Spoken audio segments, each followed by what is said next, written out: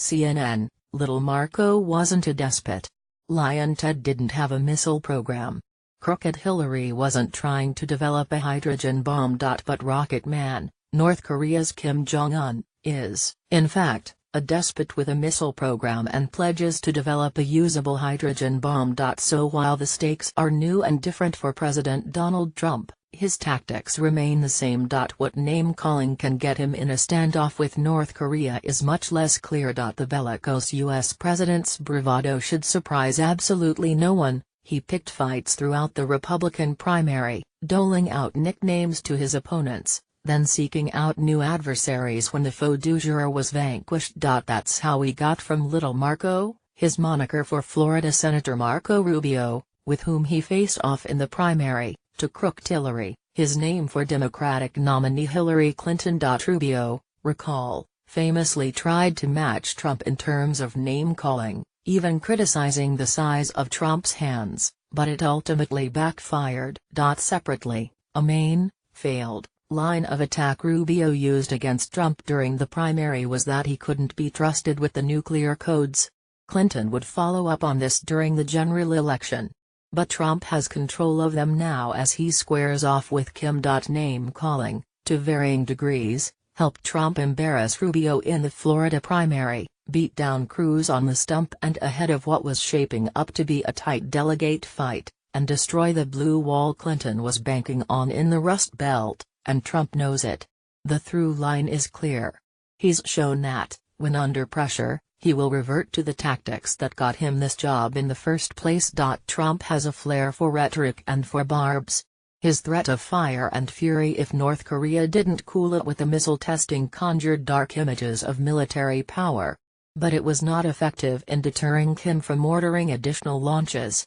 Calling the North Korea leader Rocket Man at the UN and threatening to destroy his country if it endangers the US, along with the slapping of new penalties on the already heavily sanctioned nation, was met with a threat from the North Koreans to test a hydrogen bomb over the Pacific Ocean and a riposte that Trump is a dotard. In each case during the campaign, Trump would use a nickname both on Twitter and at campaign rallies, feeding off his crowds, to build support among the faithful, and to drive home the point that his opponent was flawed, and that he was the alpha dog. Since taking office, he's squared off against Democrats and also Republicans in Congress on a variety of issues.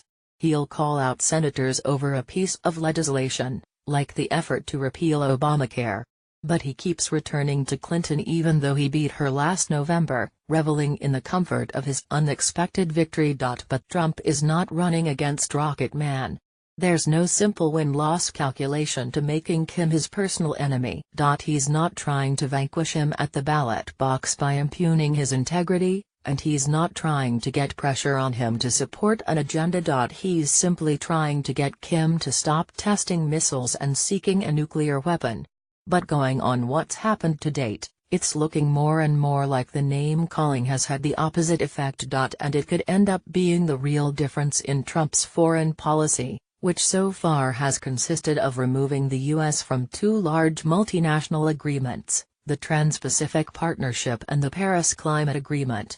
He has no interest in being leader of the free world, but rather in the economic nationalism he likes to call America First.